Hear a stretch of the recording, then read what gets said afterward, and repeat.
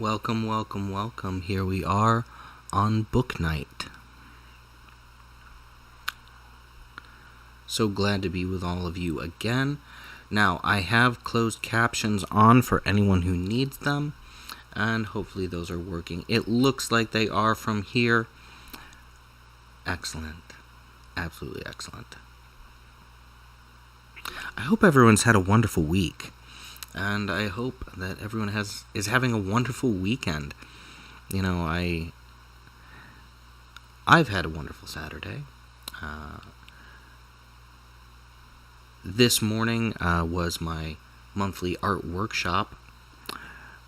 If you haven't actually seen anything about that, you can sign up to it through my digital gallery and website.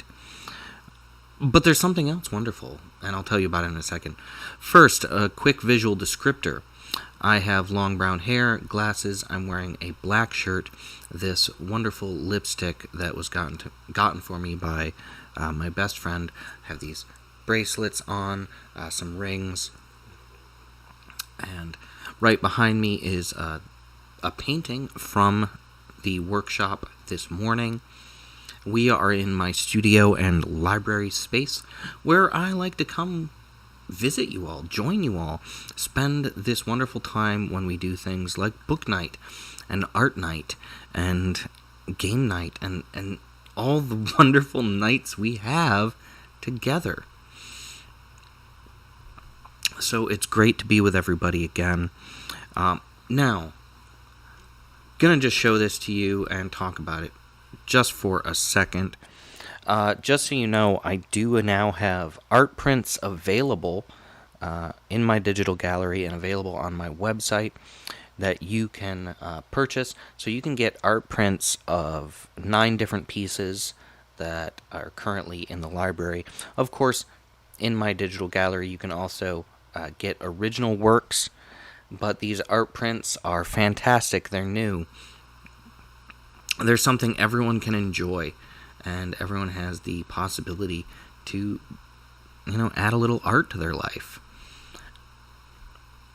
So if anyone is interested in getting some art prints, supporting the arts, and of course supporting independent artists, you can visit my digital gallery, pick yourself up an art print today. They are all ready to frame. But, it's just one of those great things that I'm trying to bring to everyone out there. I want to make art and fiction and everything easier to get to for everybody. And I, of course, very much support indie arts specifically. We have to support small creators, big creators, all creators, but indie artists especially require your support. Now, other than the art prints, as I said, you can visit my digital gallery and website, and there is a page dedicated to my art workshop where you can sign up. It is held every third Saturday of the month. And when you go over and visit and just see all the fun that is to be had, trust me, you're gonna enjoy it. Please sign up. But there is more coming. So I'm just going to go ahead. I'll bring this up one more time so that you can see it, but then we're going to move on. So yes, you can visit my digital gallery and website and get yourself an art print. This is the latest of the 9 available art prints. And, consider something lovely for your office, your home, business, wherever you think it's suited. Cafe, restaurant, bar.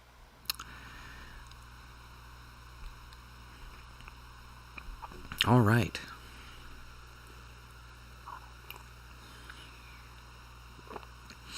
A little sip to get us going. So we're going to be continuing to read from Without the Light, Volume 1. I believe this is now the fifth book night where we'll be reading from this. And you can visit my YouTube, which is also your Saturday night, And you can watch the previous 4 to catch up. And I would absolutely appreciate it. Make sure to like, comment, subscribe. Hit that little bell so you can get all of the updates as they come.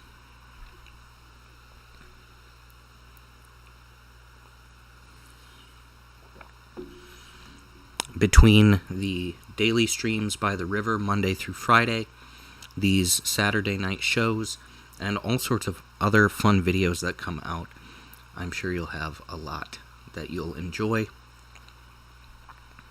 All right. But let's actually go ahead and move into the fun of the evening. Now, I will be supplying a link where you can actually get a copy of Without the Light. I hope the sound and everything is okay. But yes, there's going to be a link somewhere nearby where you can get a copy of Without the Light Volume 1. It is a dark fantasy, an epic fantasy, and it has so many themes and I don't know. I'm not going to get into it too deep right now, because if you've come this far, well, you're already getting an idea what it's like. I'll try not to do that into the microphone, I'm sorry.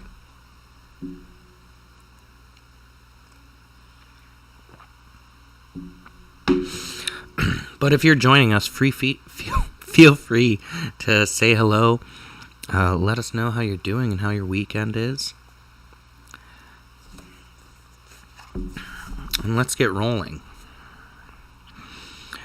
Where we last left off, Courtney and Lily had just gotten back to the road, and they are now on their way towards what is called the Kingdom, having previously left the city to find that it was not very welcoming at all.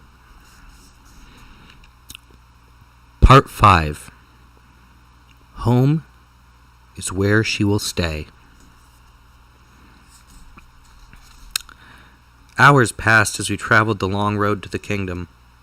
The further along we went, the brighter the sky became and the more lush the surrounding forest.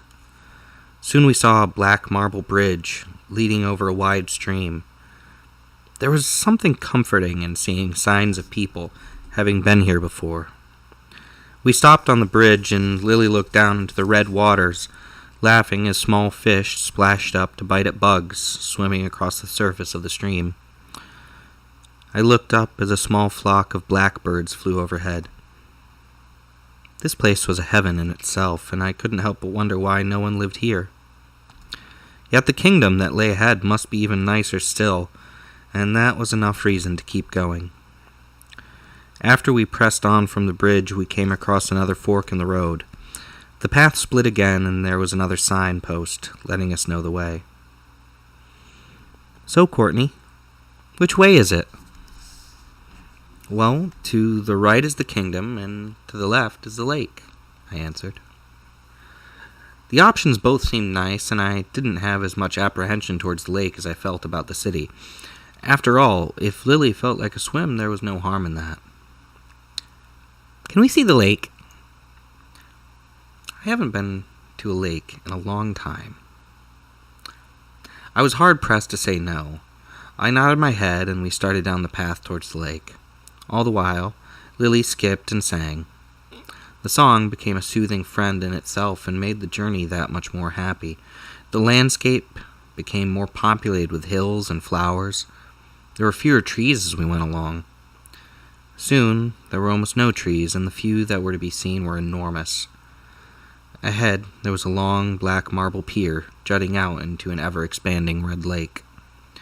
The water wasn't as dark as the stream, but nonetheless was the same color.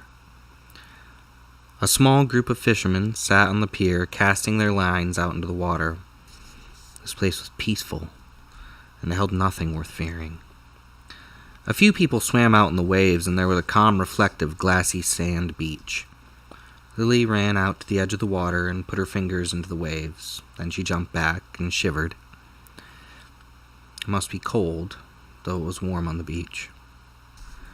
Sitting on the glass-like sand, I watched Lily run along the edge of the water, entertaining herself with all it had to offer.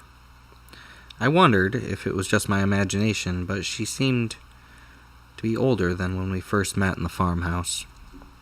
I looked at her and began to see it more clearly now.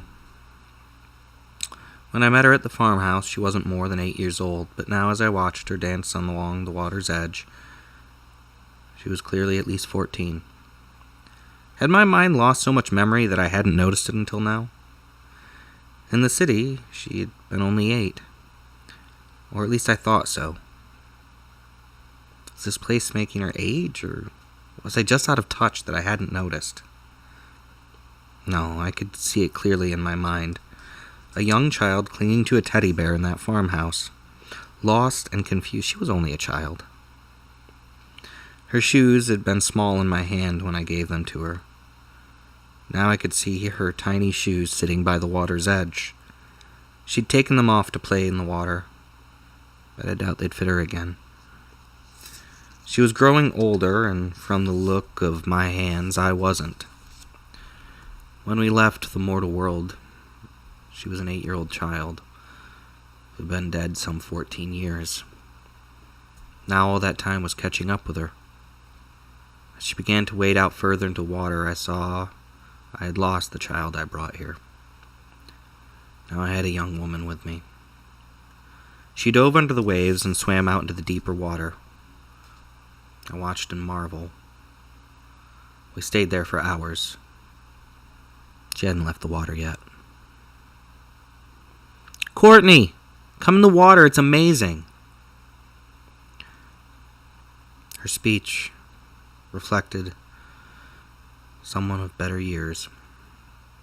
I stood and walked down to the edge, looking down briefly at the tiny shoes by the lake.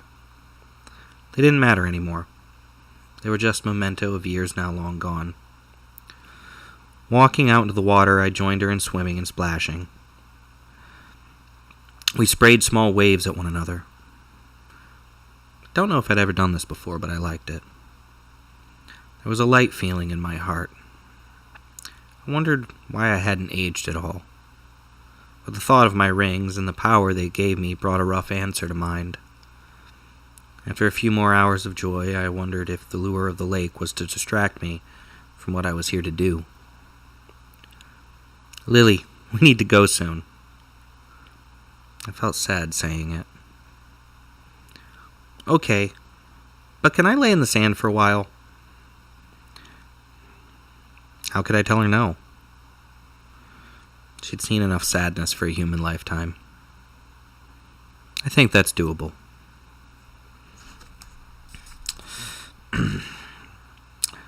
I held out my hand, and she took it, and we walked out of the water. "Oh, my shoes!" she said forgetfully. When she walked over to pick them up, she looked down in confusion. Placing her foot next to the tiny shoe, she looked at me, looked at the shoe, and frowned. No doubt the truth was sinking in slowly. She looked at her hands, then turned to see her reflection in the lake.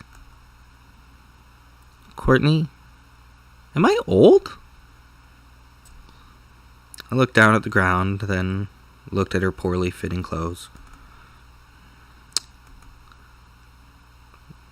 "No, Lily, you're just..." I tried to speak. "Older is what you were going to say," she interrupted me. I looked back down at the ground, and as I did, she ran over to hold me. She squeezed onto me, her little head on my shoulder. I couldn't help but hold her as well. She started crying. I hoped it wasn't out of sadness. "I never thought I would grow up. I spent so long seeing other people grow up. I wanted to." She was crying, and I realized they were happy tears.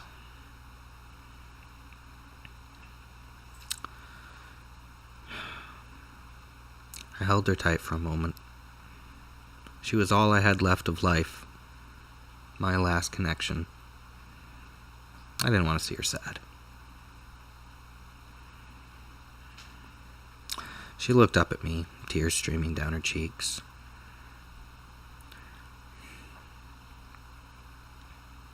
Does this mean I'm too big for a piggyback ride? Never, Lily, I said as I pushed away and crouched down for her. She crawled onto my shoulders, and I stood up, feeling her new weight. It wasn't too heavy, though. She was still small enough for me to carry her. Let's go, Courtney. I gave a laugh and began to walk up towards the path. We had a long trip still ahead of us, and I would take her where she belonged, and we would learn together what lies beyond the living world. We walked past the giant white trees and rolling hills bordering the lake, headed back to the fork in the road. Seeing the signpost again was sad. It seemed like the trip was nearly over. I turned down the path to the kingdom, and I felt Lily shifting on my back. She tapped my head, and when I stopped to see why, she hopped down. Before I could turn to look, she laced her fingers through mine and began to walk beside me. As I looked at her, I saw her smile. She was my best friend. My only friend. We passed by trees and flowering fields, watching as the sky grew brighter along the way. Lily was humming her nursery rhyme, and I began to sing the words quietly. An action she couldn't help but laugh at, and I laughed myself. The further we walked, the closer she seemed to get to me. She must have known I would protect her from anything that came along, and it was a promise I would never break. Eventually, we came to another black marble bridge, crossing another, or maybe the same red stream. Lily stopped to look over the edge again and smiled to see more fish flopping out of the water for a snack. Continuing along the path, we saw a ragged-looking man squatting beside the road. His clothing was naught but shambles and rags, and his hair was a knotted mess. He looked up to us with a withered face, squinted his eyes in our direction. I pulled Lily close to me and tried to look past him. "You two going to the kingdom?" he asked. "Yes. Have you been there?" Lily asked without thinking. The man nodded his head and poked about in the grass. "There for a long time. Now they say they don't need me. Don't need anyone there anymore." "What do you mean?" I interrupted, hoping he would know something useful. "Sending us all away. All away." He started drifting off under his breath. I let go of Lily's hand and crouched down to see his face better. "Sending you where?" "To everywhere. Some go to the city, some go to the lake, some go to the big door, some go down the river." His answer didn't clarify anything. Probably that is why there are so many people at the carnival and the distant swimmers in the lake. "Is the kingdom where the dead go?" I asked him curiously. He looked at me, apparently appalled at my question. "No. Kingdom's where everyone goes. We go there to be safe. Safe from the bad ones. Now they're sending us away. Sending us where the bad ones can find us. They're waiting for something, but not us anymore." "Is it down this road?" Lily asked. "It is." "I'll turn you away." "We will take that chance." I stood back up, took Lily's hand again, and pulled her to my side.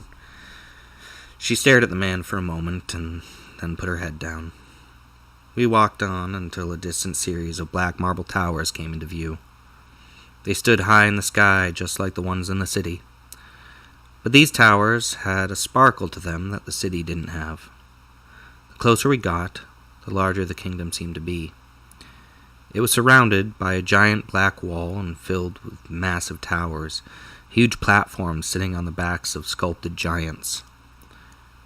Everywhere we looked, on the wall, there was a carving and extruded sculptures. Some appeared to be ancient battle scenes, some the stone portraits of kings or gods from some unknown culture and time. The wall had but a single opening that could be seen. An imposing arched doorway with a massive set of barred white metal gates. Lily seemed to squeeze tighter onto my arm as we neared it. There was a crowd of people, all waiting to get into the kingdom. But the gates were tightly closed. Some of the people looked human, but a few had the telltale rings of an ancient. As I scanned the crowd, I saw a trio of familiar faces sitting down against the wall. Courtney, Alex, and Genevieve were together at a far edge of the waiting pilgrimage to the kingdom. They were much older now, but I knew them instantly. I looked to Lily and smiled. Let's see some old friends.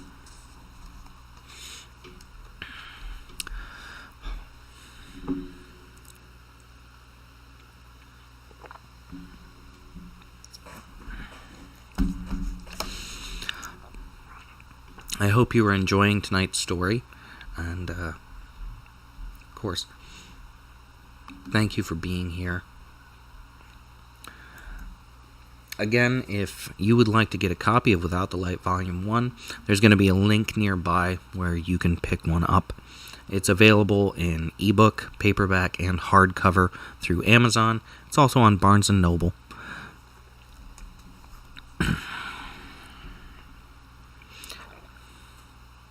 Oh, that's perfectly fine. Thank you for the emotes, and thank you for being here. We're getting into more of the intrigue and meat of the worlds beyond this one, so I'm so happy that you're here for it. Is that cheese? I can't tell. I know it has a little smiley face, though, and it's cute. Oh.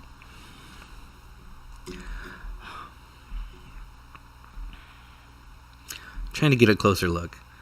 It looks like cheese. It's fun. Oh. All right. Have another sip, then we're going to continue on.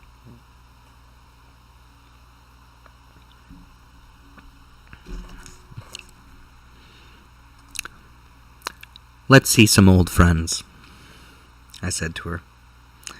She smiled and hugged my arm as I walked towards the trio. When Courtney saw my approach, he laughed and shook his head. I told you you'd see me again, friend. As he spoke, Alex and Genevieve looked over. They were confused when they saw me, but Alex recognized me from our brief encounter at the apartment. The years haven't changed you at all. Who's the girl? Alex asked. Lily stifled a laugh. Genevieve seemed afraid to talk to me, but that was okay. You don't recognize me? That's okay, Lily said. Courtney stood up and shook my hand and then gave Lily the once-over. I bet you two don't even know how long ago you left. I took a moment to think and really wasn't sure how much time had passed. Could have been days. Or decades for all I knew. Not really. Have you been here long? I asked him. He sighed and looked at the gate longingly. We'd been living in the kingdom for a long time before we got shut out. For all I know, it's been centuries. But as for the waiting, can't be more than a few years that we've been waiting to be let back in. Lily seemed to take his answer kind of hard.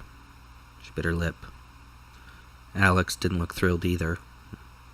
Genevieve looked right depressed at the idea of being out here.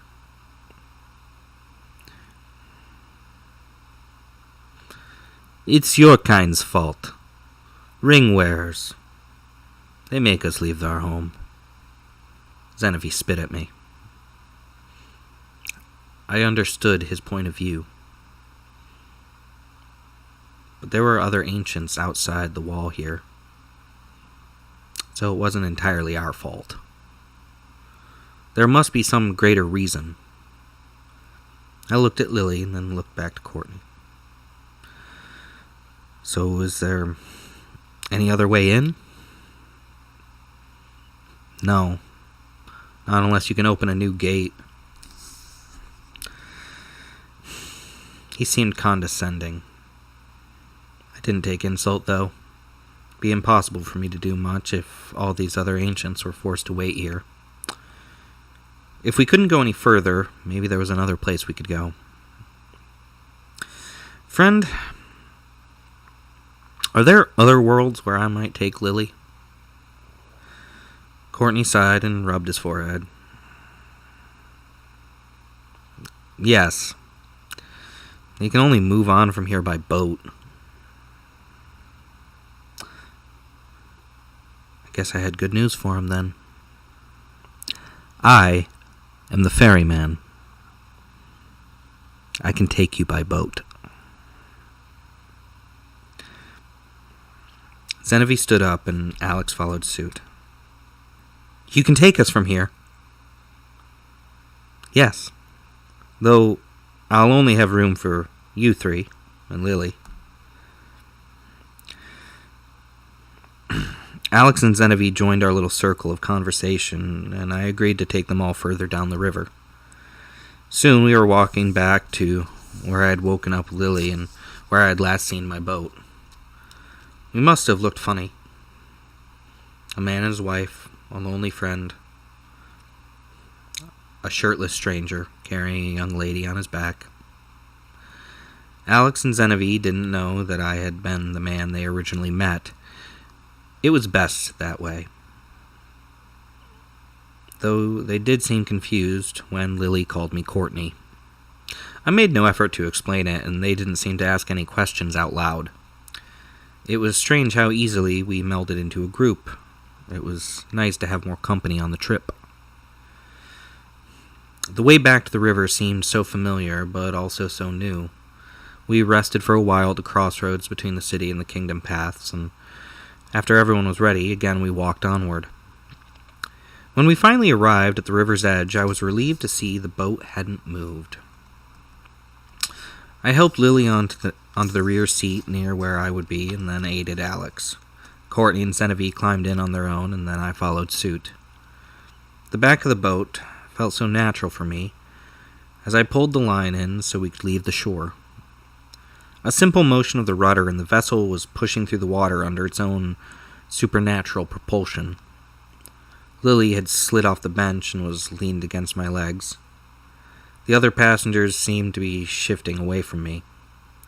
All but Courtney seemed wary of what I was. Of course, Courtney shared a small secret with me, so it was only natural he wouldn't misunderstand my intentions. The further the river took us, the more the landscape changed. At first the shore was dotted with gorgeous white trees of the forest, but soon the grass and life sunk out of sight. Slowly the ground became a forbidden world of black rock and brilliant white sand. We'd passed beyond the forest of the kingdom and entered the long dregs of some dismal desert. The sky was bright and the air was hot, though the sand stretched on forever on either side. The river remained a constant. Its red waters darkened in color, and slowly the girth of its flow widened. The further and further we traveled, the more I wondered what awaited us. What awaited us down the way? There was no certainty for me, any more about this place. And I wasn't troubled by what it was as much as what dangers its seemingly innocent realms would hold. I wouldn't deny my instincts. If I felt apprehension again, fear was just a feeling here. Fear was also a promise of something real.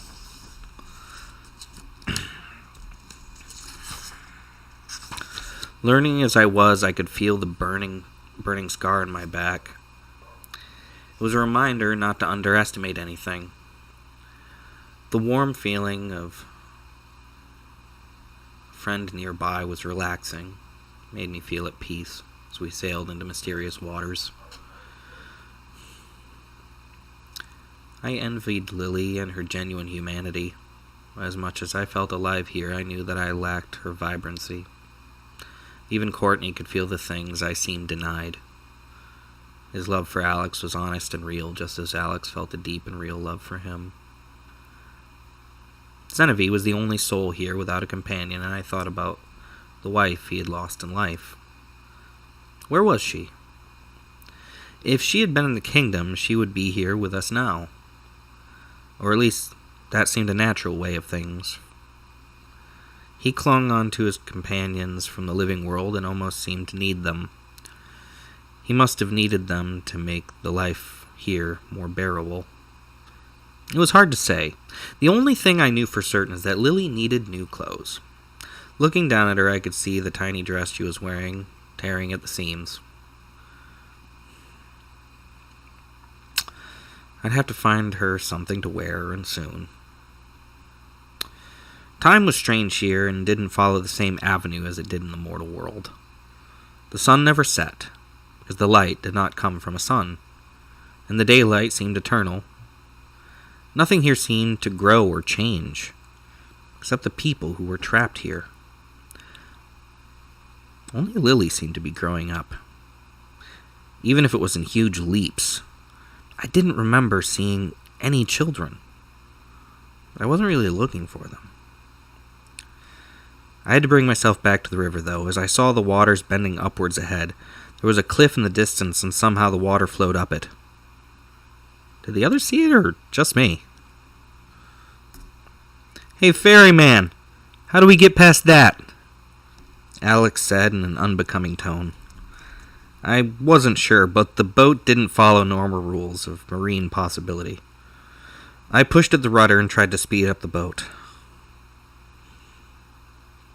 "Please, just hold on and try not to fall out," I said sarcastically. Alex, with poise, flipped me off, and I smiled, remembering the first time she had. The day Zen and I picked her up from the tenement apartment seemed like a millennia ago. Maybe it was. But I still saw the night clearly in my mind. I played the encounter in my head like an old video. "So, a taxi? Not quite the white knight getaway I hoped for," she jabbed with a small smile. I had grinned and bowed in a theatrical manner. "Milady, your chariot awaits. Forgive the peasantly way. With you will travel," I mocked. "I didn't know you were fluent in asshole." She had smiled, held out her elbow. I had wrapped my arm around hers and walked her to the van door. Memories. I had to take my mind back to the river, though. As the boat sped up under my direction, the cliff neared quickly. Alex grabbed onto Courtney, and Genevieve clung to the bow for dear life. Lily just laughed at them. She had some experience with my boating, and didn't have any fear, as long as I was there. I closed my eyes as the watery cliffside came up upon us, and the only sound was rushing water and screaming passengers. Water sprayed my face, and when I opened my eyes, the boat was traveling up the waterfall. Courtney was hanging on by one hand from the bench. Alex was holding onto him for dear life. Genevieve seemed frozen, his arms and legs wrapped around the edges of the bow. Lily was just leaning into me. We two were the only ones unmoved by the shift in gravity. Well, we two and my phantasmal boat, is what I should say. As we started to round the top of the cliff, the boat crashed down hard onto the river. Alex, Courtney, and Genevieve fell down into the boat rather hard. "You break it, you buy it," I said. "Ha fucking ha," Courtney smirked. "You have a strange boat, and I don't like it." Genevieve was gasping away, lying on his back. Alex shivered, a bit stung by the shock. Lily remained silent, just smiling softly. Sometimes, it seemed like she was looking at me. I searched my memory for some clue as to what was happening, but the need to press on further was great. We continued our journey down the river, watching the endless desert transform slowly into grassy fields again. Then the world grew colder. The grass began to gather frost. Frost turned to snow, and fields became mountains and forests. All around us were blanketed, snowy wildlands. The forest grew thick and impassable. The river narrowed, and slowly the shore rose into a canyon that boxed us in. There would be no docking for some time now. The river just flowed along, and the canyon grew deeper and deeper. Eventually, the stony walls became pitted with caves and cracks, and now and then I thought I saw eyes peeking at us. Snow hadn't gone away, and now the river had small ice floes on its edges, and we pushed deeper into the canyon. I finally caught a glimpse at one of the onlookers. Enough light hit the inside of the cave to make the form clear. There were dogs. Not the kind you walk and play fetch with. Wild dogs. Mangy, feral. Huge bodies. Pink teeth. As long as we didn't stop here, they posed no danger. Winds turned into storms, and the sky grew very dark. There were no clouds or moon, but I did see stars. For the first time in ages, I saw the glittery spectacle that is the night sky. A chaos of black space littered with millions of tiny lights, no bigger than a grain of sand and not bright enough to illuminate the heavens. Yet their light was great enough to dazzle the eye and be seen by viewers trillions upon trillions of miles away. Lily's hand was tracing shapes in the sky as she giggled to herself. I felt the same kind of happy distraction as I glanced upward. The sky remained dark as the landscape morphed even further, and soon we were leaving the canyons and hungry dogs behind. Eventually, we passed through another forest, and the snow had grown deeper around us. "What is that up ahead?" Genevieve asked. I looked to where he seemed to be motioning, and I saw a hanging lantern. It was dangling from a bright metal chain attached to a tree branch. There appeared to be a clearing near the shore, and what looked like a docking pole. "Seems like the next stop on the line." I redirected the boat towards the shore and pulled the docking line up from between my legs. Lily took the rope from my hands and practically jumped out to the edge of the river. She pulled the rope tight, tied the boat fast, and it was mostly untidy, but it'd work. Genevieve and Courtney helped Alex out to the ground, and I followed. Taking a moment to pause and help Lily, I secured the line. Couldn't lose our boat now. She smiled at me and poked my side, as if to say, "I got it." I didn't doubt her. I just wanted to feel secure. "It's fucking frigid," Alex said, crossing her arms and rubbing her sides. Courtney stuck up behind her and wrapped his arms around her. "Are you not cold, boatman?" Genevieve asked. To be honest, I wasn't. I just shook my head. Lily pushed her elbow through mine and got close to me. Looking up, I noticed a trail ahead and what looked like a bonfire further down. "You can warm yourselves up there," I said, pointing down the trail. Zen squeezed up to the happy couple. Lily stuck close to me. We headed down the trail towards the bonfire. As we neared the giant crackling fire, it grew warmer, and an odd ring of standing stones around it drew into view. The forest had hid a small open-air temple of sorts. The trees had small lanterns hanging on them.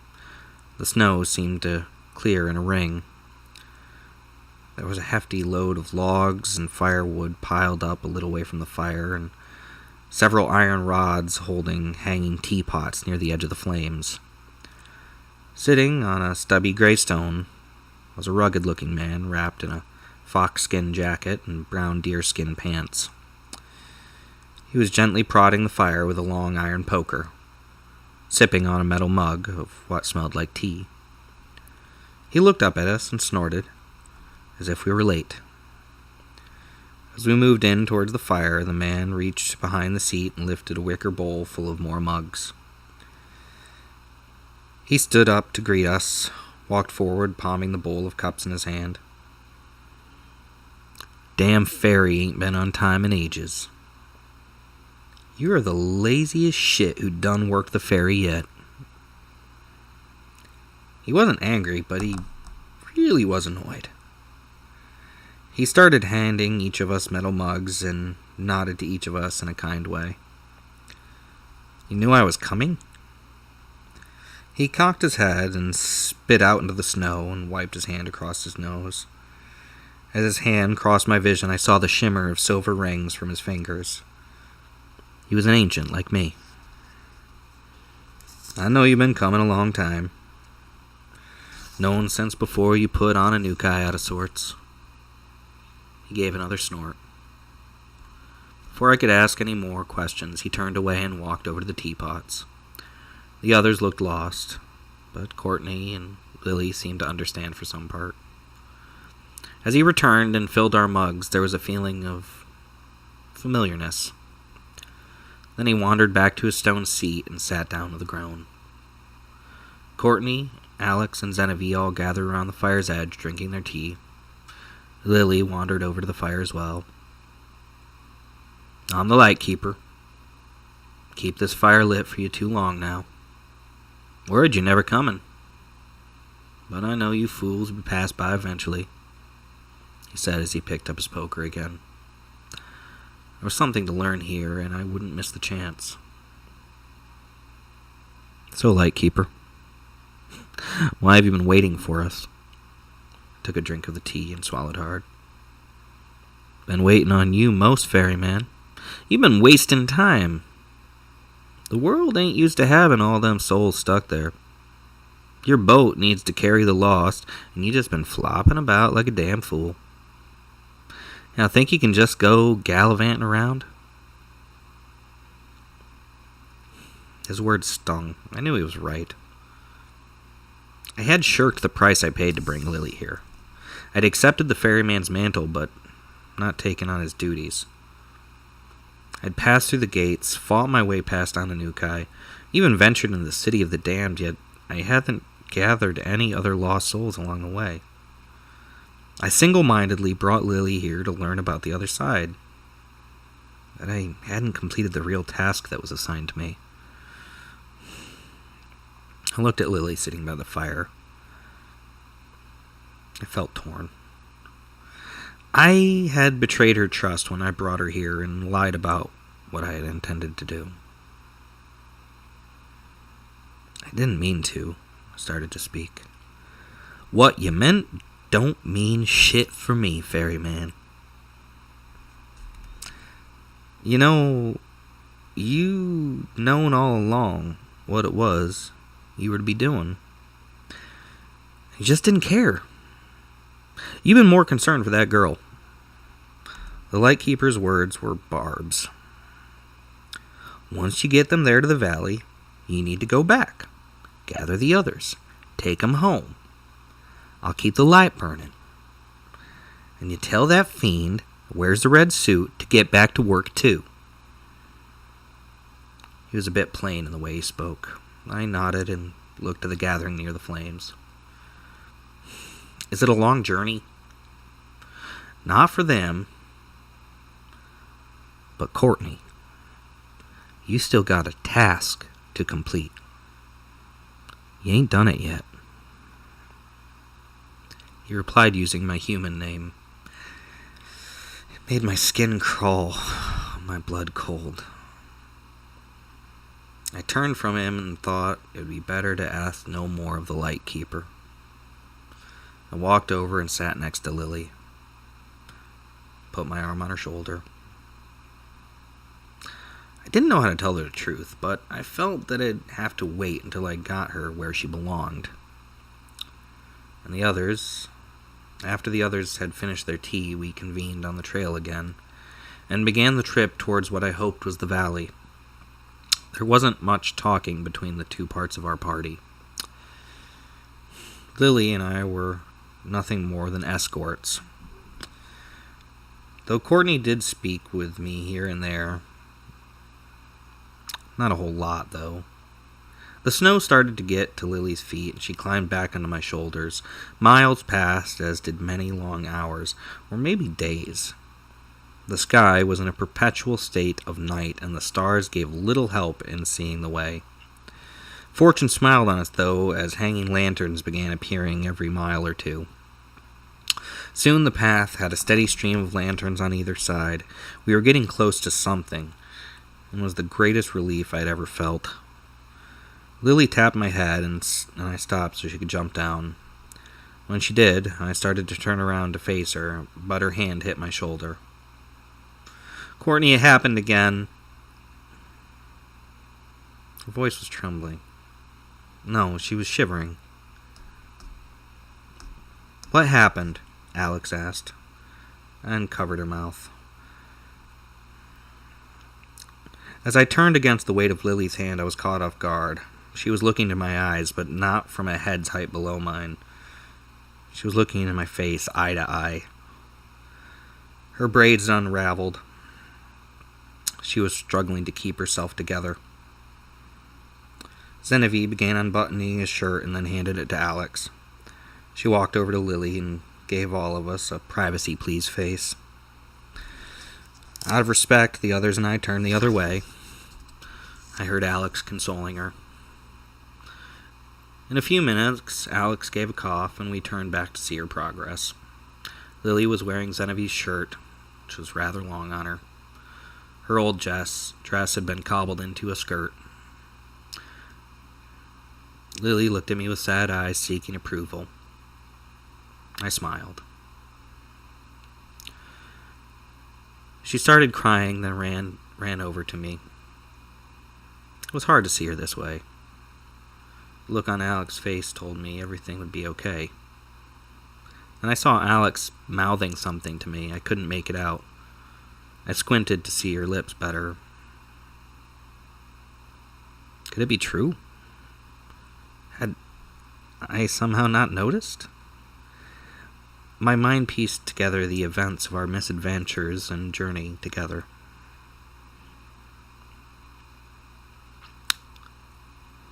Alex spelled it out. She loves you. The way she looked at me, the way she talked to me, the way she trusted me.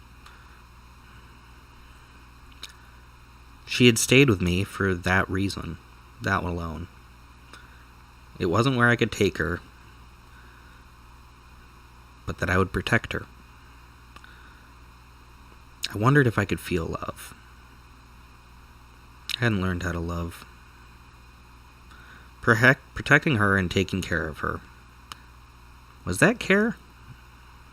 Was that love? Yet I had promised myself to the task of the ferryman, and before that, I'd been the man in the red suit. I was long since gone from humanity, and there was no way I could take her on a dangerous path. Worse yet, if she continued to age, I'd only be killing her. How could I do that? I'm resolved in this. I care about her, and I can't have her with me. To take her with me on the long quest of an ancient would be too much to ask. Thank you for the emotes. Thank you for being here. I hope you are enjoying this chapter of Without the Light, Volume 1. And I hope that you're having a wonderful evening. For anyone who might be joining us now, there is going to be a link nearby where you can pick up a copy of Without the Light, Volume 1.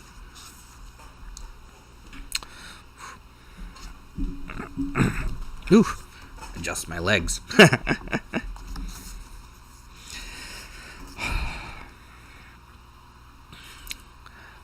Ooh, that also adjusted the camera slightly. We'll be okay though.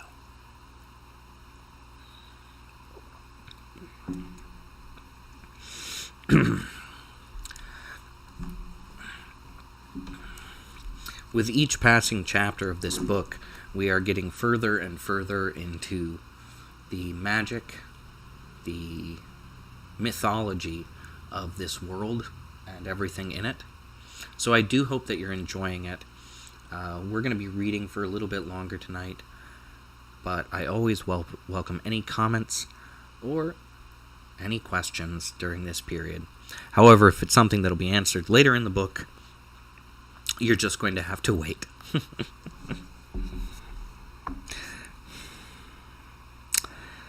Let's keep going. I would lead her to the valley, let her be at peace. It's the only decent thing I could do.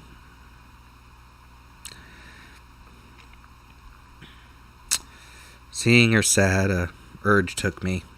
I scooped her up like a child, cradled her. She was a reminder of humanity, what I had left of humanity.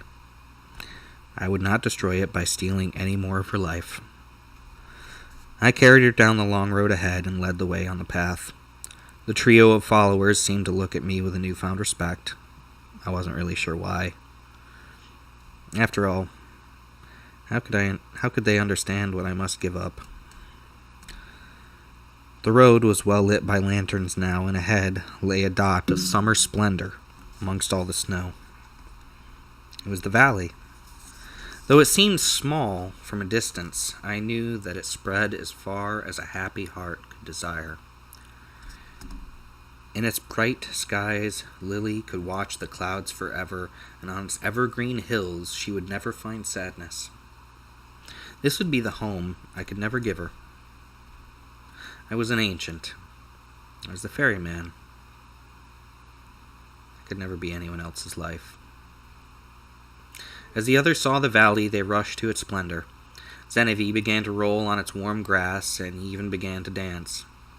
In the distance, a woman yelled his name. It was his wife. I brought him to his wife. Genevieve called out her name, Daria.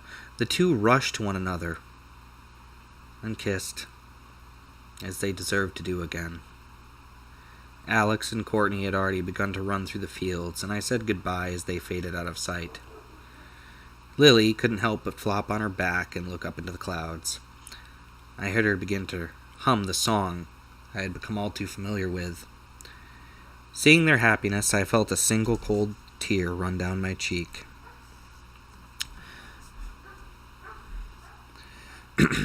It fell from my chin and froze in the snow at my feet. I would not go into the valley. It was not my place. I had to go back to the boat and make my way to Earth again. I had to bring the other lost souls to their rightful homes. I had to go on without her. When I saw they were distracted enough, I turned and walked off into the snow. Now that I was alone, my pace quickened. It wasn't long before I passed by the lightkeeper and was climbing into the boat again. I untied the dock line, began to steer from shore. It'd be hard to leave them, and I knew that in my heart there would always be a place for them. Though most of all, I would always have a place in my heart for Lily. Yet I would go forward and finish my task. She was home now, and home is where she will stay.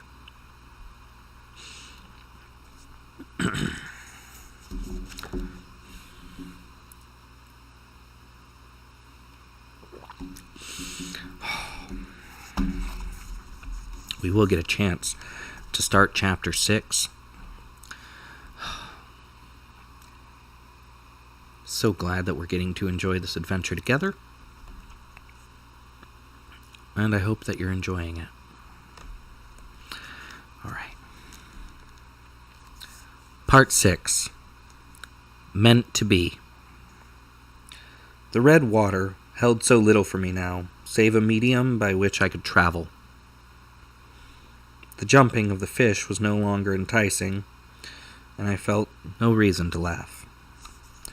Understanding the reason, the last ferryman seemed so blank of emotion was easy now. How could we feel anything? We just had to do our job, nothing more. I looked backwards towards the shore, saw a lonely girl standing at the bank. She was shouting a name, but it wasn't my name. The man she was calling for was named Courtney. And that wasn't who I was. I was an ancient, the ferryman.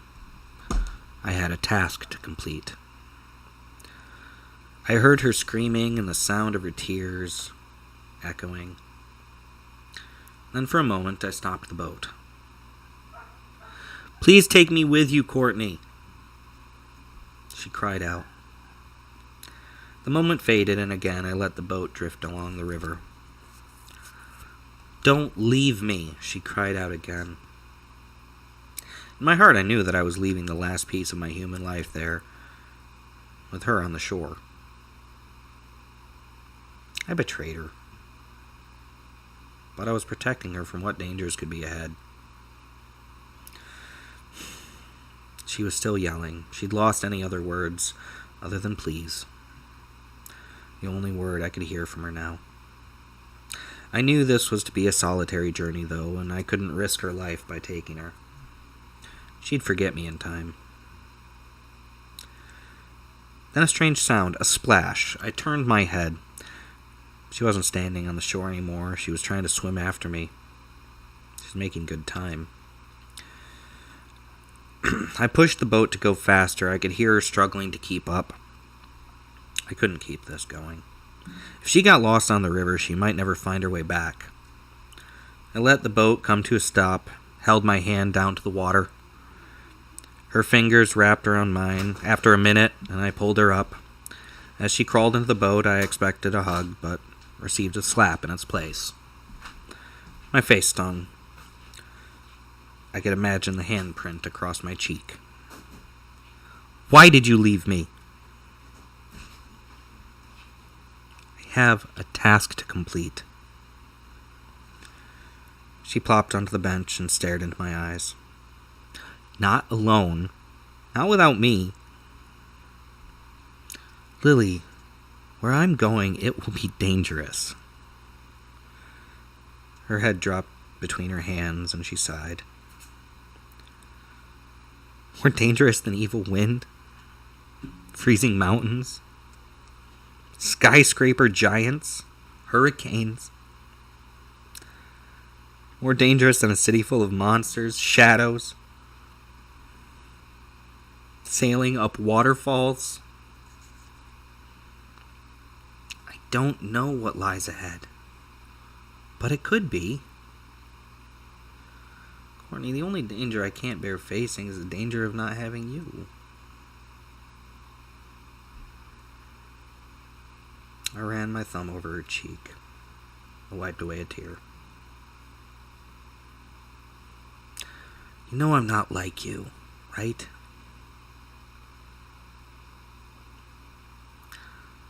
"I knew from the first time I set eyes on you. You're not even human. You're an angel." "Lily, I'm not an angel." "Not an angel, my angel."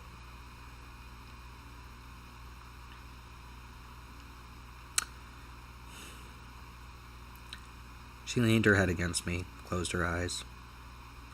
This was to be a long trip. I was glad I'd have company.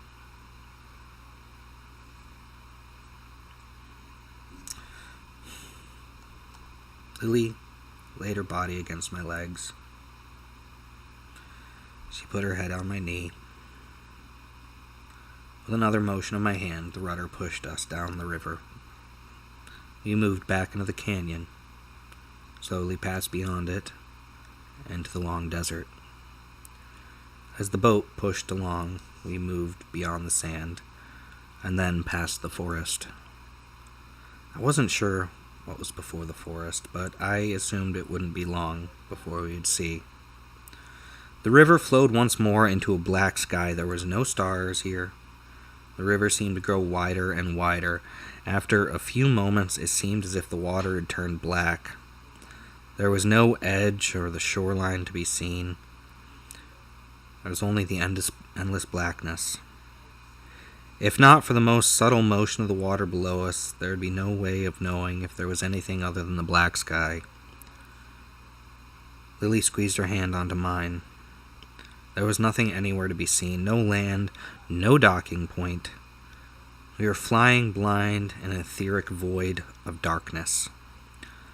Soon the boat was picking up pace, and I knew it wasn't by my hand. Wind was kicking up from somewhere, and the gray wood of the bow began to shudder. We were going to cross through a gate again, I knew it. The question is, which one would we come out of? I hoped I wouldn't have to avoid Ananukai again. No doubt he wouldn't be thrilled to see me. The darkness began to crackle with sharp bursts of white static. The steams of orange light began to shoot by us at high speed. I held tight to Lily and braced myself for whatever would happen. The darkness began to melt into blurs of colors and lightning-like bolts, a myriad of swirling shadows, heavy, liquid orange, and hot white surges of light were engulfing us. We were speeding faster and faster into the absence of form. Time began to warp as an explosion of white light blotted out everything we were. Then there was nothing, no time, no space, an absence of light or darkness. I couldn't see or hear anything, and as quickly as the world had disappeared, it felt like we crashed through a wall of existence, a hard smash of defined edges. And a corporeal, tangible reality struck like a bullet into me. As suddenly as we had left the last world, we had broken through into the mortal realm. Appraising our surroundings, I found the boat wasn't in a river, but sitting on a lake or a pond. The only landmass I could see was a green, hilly mountain. Something was staring at us. A gray-skinned, human-like, hairy giant was looking at us from the mountain's edge. He lifted his hand to wave at us, and as he did, I knew where we were. We were near the gate in Scotland, which meant the onlooker was the gray man who guarded it. Whatever science or magic that these gates operated under was far from exact, but nonetheless powerful. I lifted my hand to wave back to him and then began to steer the boat to shore. He didn't seem upset that we'd crossed through, but then again, we'd come from the other side. If we attempted the opposite journey, I'm sure he would block our way. It hadn't seemed like that long ago we were leaving the earth. And now we were back again. Yet I knew time had swept forward, far more than we could see. I had two things to do here, and I had to get to work. Reaching the shore, we stepped up onto the land. The ground here felt so strange to me now. Lily laughed and ran her toes through the grass. Looking down at myself, I found the robes of the ferryman were about me again. No doubt I was invisible to all onlookers here, and it was for the best. Though I had to find the lost souls, I knew I had to find the man in the red suit first. Oh.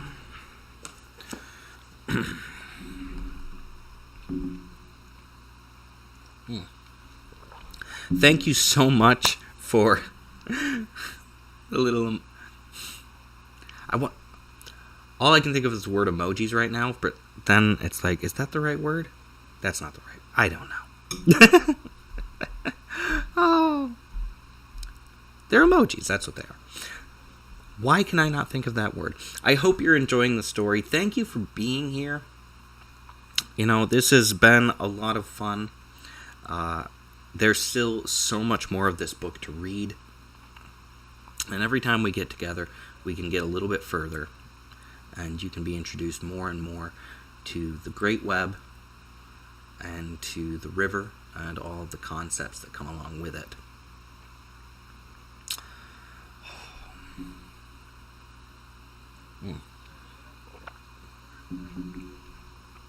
Oh, I am getting very warm in here as the temperature keeps going up. Oh my goodness, if that's right, it is 83 degrees right now. Whew. That's warm. I'm warm. I am so very interested, though, at any point in time that you've been listening to any of these stories. Please let me know parts you like, characters that are interesting, or storylines that maybe you have questions about, or that you'd like to know more about. This series is going to take us a while to get through, but these videos are so much fun. And getting to read and explore and adventure through the mind with all of you is awesome.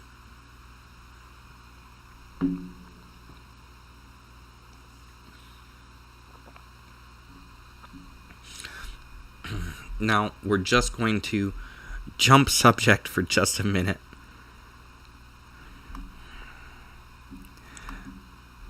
Because I want to remind everyone that I do now have my art prints available. Oh my goodness, when I change the light even momentarily, it's not great. Oh.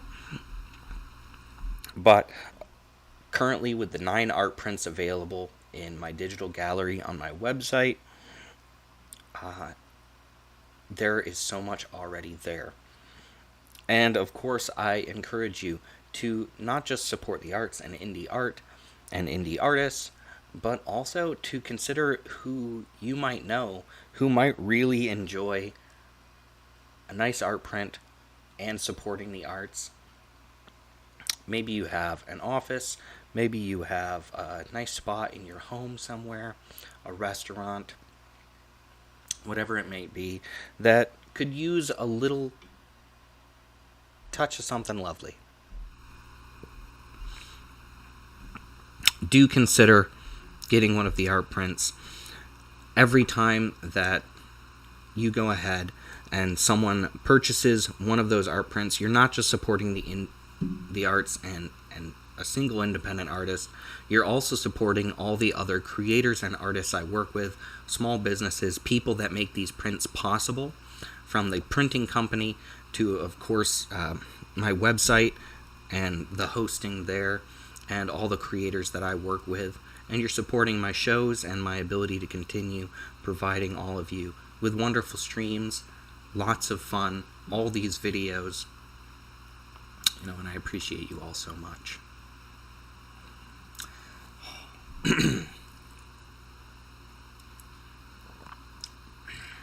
Oof. I am very hot. Thank you. Oh, thank you for all the emojis. Those are so much fun. All the different emojis on Twitch are just tons and tons of fun. There's just a ton of them, and I want to get more.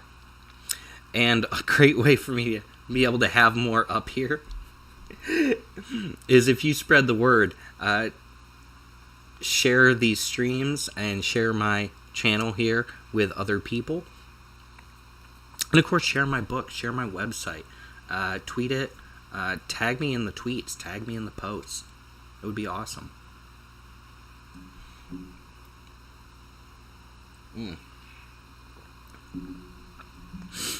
And should you get a copy of Without the Light Volume 1, please make sure to leave a review. Those reviews mean the world to authors, because your reviews are actually one of the best ways for other people to know whether or not they should read the book.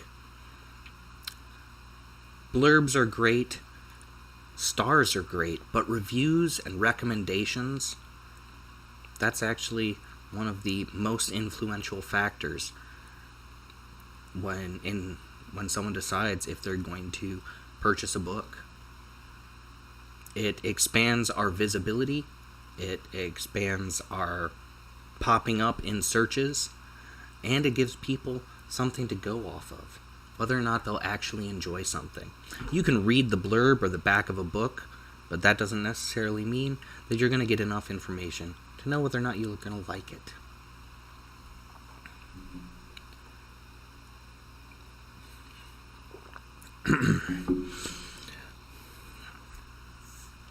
Oof.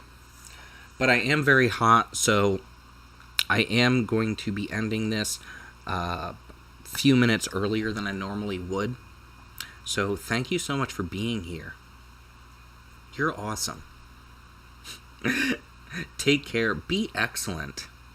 And I hope to see you again next week. Join me for your Saturday night every Saturday at 5:30 p.m. Eastern Time. And you can join me Monday through Friday at 7:30 a.m. Eastern Time for my streams from the river. Have a great one. Thank you for being here. Thank you for all the emotes. Emotes, that's the word I was looking for. Oh my goodness. Thank you for the emotes. Be excellent. I'll see you all again real soon.